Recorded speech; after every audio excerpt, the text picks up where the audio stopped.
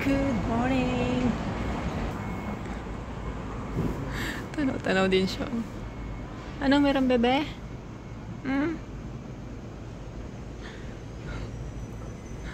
Tinatanaw niya din. So, today is Friday. It's Friday. Ang bilis ng araw. Sana you had a wonderful weekdays and have wonderful weekend tomorrow. Diba? Ayan, kumusta ang weekdays nyo? Ayan ang weather for today.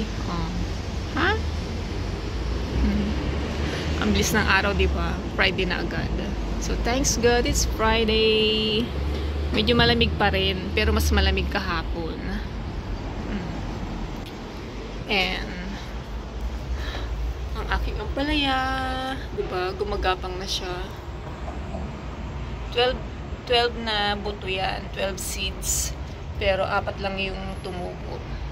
But it's okay kasi at least may tumubo, di ba? Ano na siya, magti 3 weeks na ata, magti 3 weeks na. Di ba? Gumagapang na sila. Ginawan ko sila ng gapangan nila. Ayan. And timing naman na may pako doon, kaya sinabit ko doon. Di ba?